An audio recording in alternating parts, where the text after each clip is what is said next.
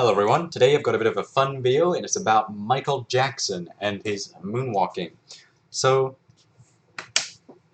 what I wanted to introduce to you today was this question that I thought of when I went running. Because it was in the morning and while I was running my shoes kept slipping forwards and I realized I could probably make a good video about this because one of the first things that you cover in IB physics, basically, which is the equivalent to A-level physics, is how you deal with friction when you're solving physics problems. And the way that works is through a set of pretty simple equations, because the actual cause for friction is yet a little ambiguous, at least in any sense that they could explain it to someone like me who is a secondary school student. And the key equations to keep in mind here, the key things that they have discovered experimentally is that the force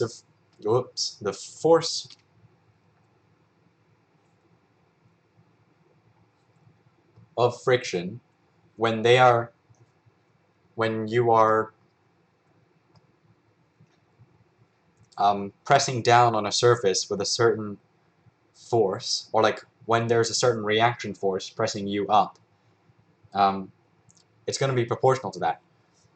So to make it more clear, I'm going to put it down in mathematical notation. The force of friction is proportional to the reaction force between you and a surface, between a body and a surface. So for instance, this block is sitting on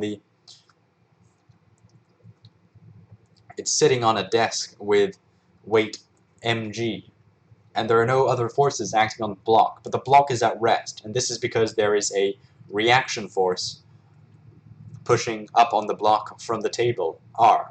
And while in reality this reaction force at the microscopic level is the repulsion of the atoms that are coming into contact with each other, it doesn't really matter too much where the reaction force comes from as long as it's there, because if, for instance, this was quite a rough table, and this block also had some rough material on the bottom, then you would, of course, experience a large frictional force if you try to push it. And a frictional force is something that appears in the opposite direction to whatever way you are acting, like whatever way you're putting a driving force. So say you're a man here who's struggling to push this block forward with a force F. And the block is not moving, and that is because there is a frictional force that is equal to F friction abbreviated to that lowercase f there, that is opposing your action on this block. So friction is a bit of intuitively it makes a lot of sense. If you ask someone what friction is, they'll sort of rub their hands together and it's this. But in the physics sense, it's difficult to put it down if you don't if you haven't sort of learned about it. Once you learn about how it's to do with the reaction force, it makes sense, because for instance, if there was a weight that had taken off 90% of the load of this block on this surface, like 0.9 mg, then the reaction force, which is calculated from the other forces, the reaction force would have to be 0.1 mg, where m is the mass of the block and g is the acceleration of free fall due to gravity, meaning this is the weight. Given that this force is lower, then naturally two things that are pressed together less will have less friction when you try to slide them over each other. So the constant of proportionality in this relationship that people have figured out here is different depending on the situation. If something is already moving, such as Michael Jackson's active shoe, we're going to call them active and passive shoes. So he's standing on his passive shoe, and he's dragging his active shoe back. This shoe is being dragged back relative to the stage. So while he's leaning most of his weight on his active shoe, so say he's leaning onto his active shoe, this ends up in it being the case that the reaction force on his active shoe is much more than the half of his weight that you would expect. If Michael Jackson has a mass m, then you would expect the sum of his shoes to the sum of the reaction force on his two shoes to be equal to mg, assuming that he's not putting his hands down or whatever. And this would be the case normally. This is generally the case. So why do we get this situation here? Well, that's because different shoes are taking different loads. He's putting, for instance, 90% of his weight on this shoe, and this shoe feels a force of 0.9 mg down to the ground, while this shoe only feels a force of perhaps 0.1 mg due to his weight.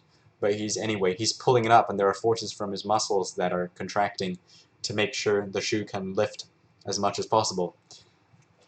But regardless, this total force will be mg. So what Michael Jackson's really doing here is, his objective is to make sure that the reaction force is mostly going into his shoe, which is stationary, his passive shoe, compared to his active shoe here. So we're going to label his passive shoe P, and his active shoe A. Alright, so you see these questions in the top left-hand side here. What if I told you these questions aren't really valid? Because one thing that I forgot to think about when I was originally writing these questions was, in fact, this unequal distribution of frictional forces on each of his shoes. Because if we were to answer this question using the relationship of proportionality,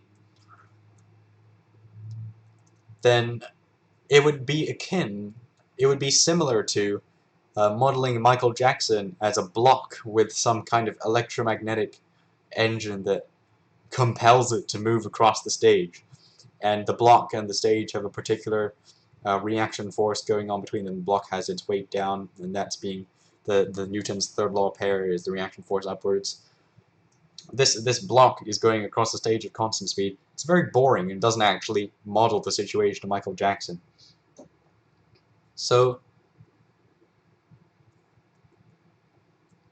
what you'd want to do is look at his active shoe, which is the only one that's actually moving, because the reaction force on his left shoe here might be high, and that would mean that the frictional force would also be high if he tried to move it. But he's not going to, because he wants to do it quite effortlessly. The whole point is that it's quite a display of showmanship, right? So how do we figure this problem from here? Well, take the issue of how much power did he dissipate as he moonwalks across the stage. Well, one thing that I'm going to cover just momentarily is the two different coefficients of proportionality for this. Because in this situation, where we're looking at just his active shoe at the moment, the coefficient of proportionality is written as mu, the Greek letter mu, subscript d. This d stands for dynamic, meaning that the frictional force is equal to mu dr, where r is the reaction force coming up on the body, or between two bodies which are in contact and pushed together. So it's sort of a measure of how much they're pushed together, and mu d is some coefficient of dynamic friction. It's an engineering quantity, not a physics quantity, to be honest, because it depends on the two materials that are in question. So perhaps in Michael Jackson's case, it might be the synthetic plastic sole of his shoe versus the plastic surface of a stage, or wooden surface of a stage. And that would have a particular value of mu d. And the other constant of proportionality is mu s. And this situation is a little more complicated, but mathematically, because when you're pushing something, you can push on it with different amounts of force before it starts moving, and it will still not move.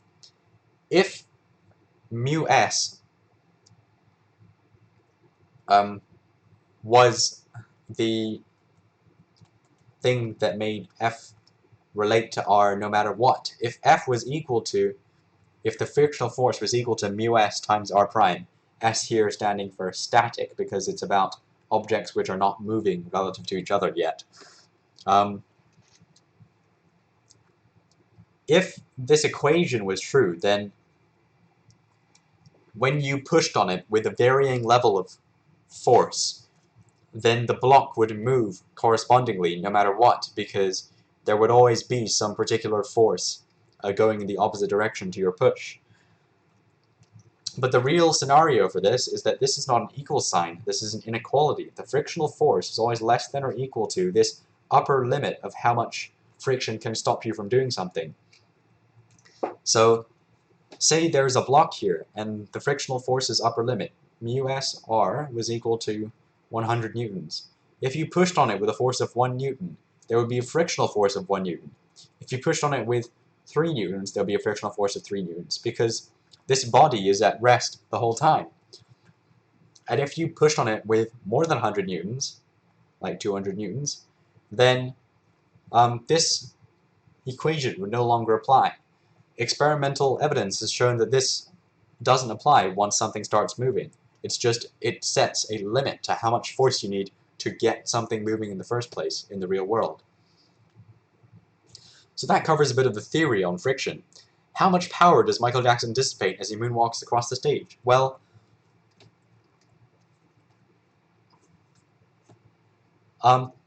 given a particular frictional force, or a particular force that you need to get something moving, for instance, against gravity, if you're an elevator lifting some passengers up, the passengers have a collective weight of mg.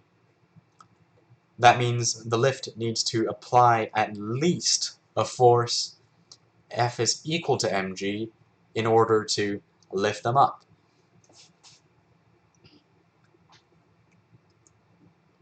And the lift is moving at some constant velocity, v, which can be a determinant or can be used to calculate the power dissipated or the power expended by the lift. But that's not really the fundamental reason that power is calculable from this force and this velocity. To do that, we need to go back to the definition of work. Work is force that is applied over a distance. That's the most fundamental way of thinking about it. But another way of thinking about it is by using the integral sign. The integral sign and its amazing power makes this a lot more flexible for us, because this is actually, if d was replaced with s to conform with the way we usually talk about displacement, then the work done is equal to the integral of force with respect to displacement, or in fact, the amount of force for a particular infinitely small, infinitesimal change of displacement ds. If there is an amount of force F over that ds, then the infinitesimal amount of work that was done in pushing is equal to that force times the change in s. And so you can integrate both sides of this. The integral dw is equal to the integral of f ds. And by integrating, by using this sign, which is separate to the d something quantity, this sign, which looks like an S for continuous sum, is summing up all the little infinitely small changes in the amount of work done, which is equal to all the infinitely little small changes in the displacement of a body, multiplied by the force used to push that body through that tiny distance to get to the original W is equal to Fs equation. Mathematically speaking, this might be W is equal to Fs plus C, but by experimental observation, we know that C is equal to 0, because no work is done when you haven't applied a force anywhere. That's just sort of the rest state of the universe, right? Anyway, from this mathematical relationship, we can figure out a relationship for power, because if the amount of work done, dW, is equal to F ds, or the force over a particular distance, then surely, given the fact that power is equal to the energy expended, or the work done, or the energy transferred or transformed over time,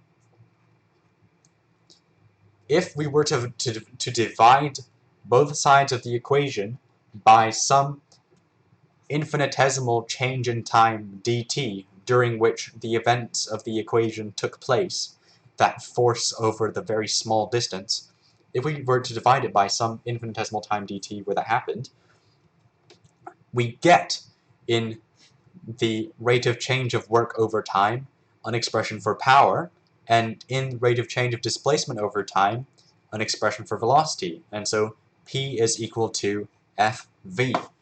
That's where this equation comes from.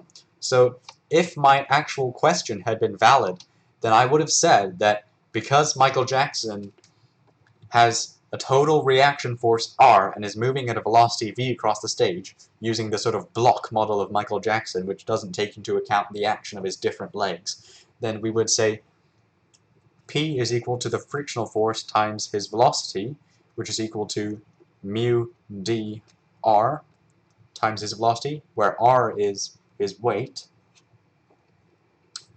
which is equal to mu d mg v, where mu d is the coefficient of dynamic friction between Michael Jackson's shoes and the stage, m is his mass, g is a 9.8 meters per second acceleration of free fall due to gravity, and v is the velocity of his motion across the stage.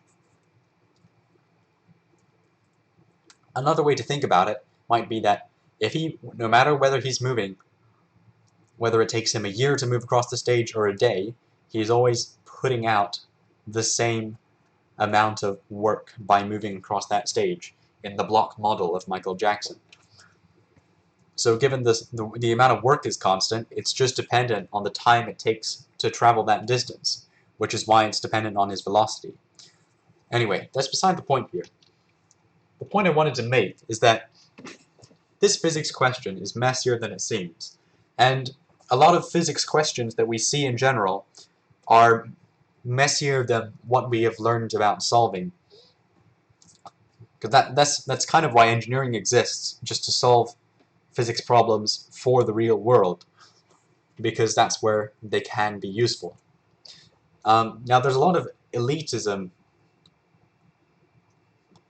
regarding physicists and engineers, and physicists are they crap on engineers because their profession might be not as pure, and engineers crap on physicists for being hoity-toity, or meaning like posh and unrelatable and in some academic bubble.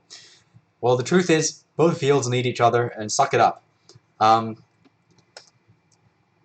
You gotta cooperate with other people if you want to get anywhere.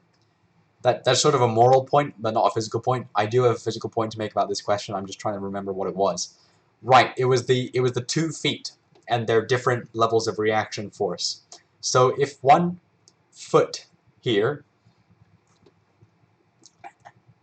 has got a massive reaction force of like 0.9 times Michael Jackson's weight. I'm just going to use W for weight instead of mg. And you've got this other foot in the background, which has a much smaller reaction force, 0.1 times his weight. Then if the only thing he's moving against the stage is this active shoe at any one time, then it should logically follow that the power that he dissipates into the stage through friction just between his shoe and the stage is equal to whatever this factor is. Let's call it K, the cool factor, if you will. K times his mass times the coefficient of dynamic friction, where K is the proportion of Michael Jackson's weight that he rests on his active foot.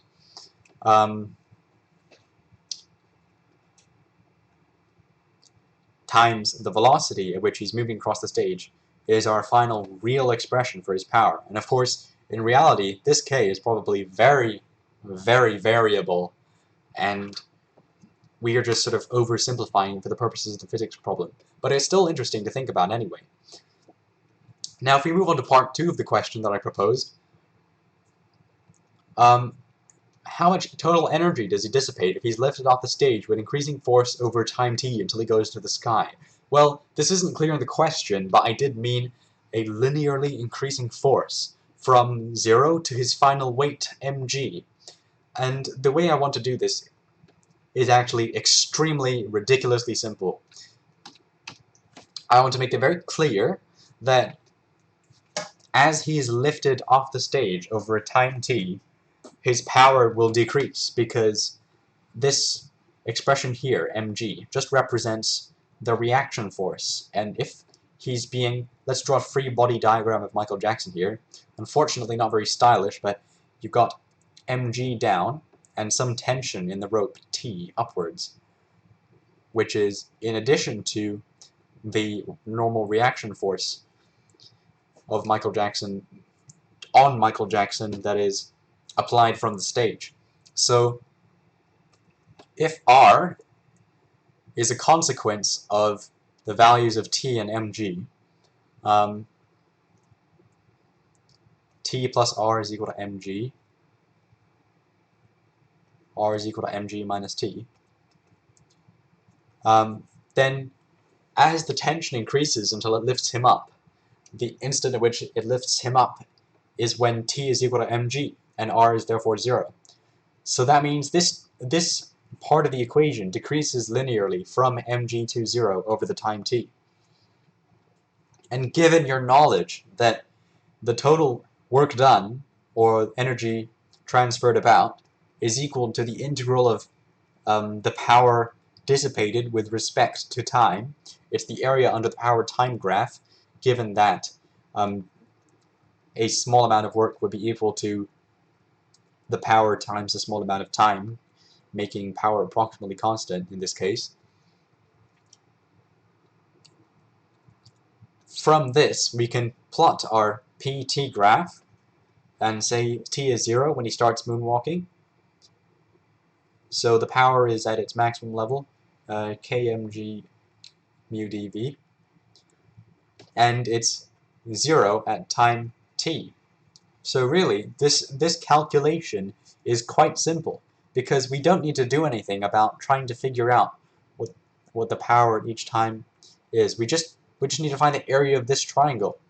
And that's something that's pretty beautiful about this whole integrating business, because if you know that certain laws that you learn in physics, like P is equal to ET, P is equal to E over T, if you have the knowledge that this is just a simplified expression of how P is the rate of change of the energy in a body, or the rate at which work is done with respect to time, if you are able to think about it like the rate of work, or the rate of heat transfer, or the rate of energy transformation, or for instance work just being, well, what did we say it was, dW? Force is just work per unit distance, the rate at which work is done as you move through some route or some path. If you can think about physical equations in this sort of mathematical calculus sense, it goes a long way to gaining a better understanding of the topic, because you know how to apply it in more situations. So anyway, back to this graph. You've got t on the x-axis here, that's okay, so the units is in seconds, and the units here would be in watts, because it's an expression for power. So you just multiply these two. This is the base, this is the height, area of a triangle, half times base times height, and you get the total energy that Michael Jackson dissipates. E is equal to kmg, or 1 over 2 kmg mu dvt. And all of this has been built up over the course of me answering this question for you. So I hope you found this video interesting. If you have any other videos that you'd like me to comment on or actually produce for you guys, I'd be happy to. I've decided to stop taking requests for like the most basic of further peer questions, because I feel that I can better explain myself more efficiently in the comment section of a video than by making yet more videos on the most basic kinds of further pure maths questions, because the last two that I made did not get so good of a response in terms of viewership, and that's, I believe, because they're just not very interesting. They're something that is reasonably standard to do, and I would prefer to do more interesting things on the channel than that. It is, of course, in the nature of a tutorial channel that one might be frustrated by basically things you need to teach which don't seem so interesting. And I don't know, it's possible that I could do those videos, but I will review it on a case-by-case basis whether I want to, and whether the kind of content that I will be covering in that video has been covered in another video by me already. Anyways, if you enjoyed this video, be sure to subscribe to the channel for more videos like this. There are new videos every Sunday, Tuesday, and Thursday at 6 p.m. Hong Kong time or 10 p.m. Universal Coordinated Time. And thank you for watching.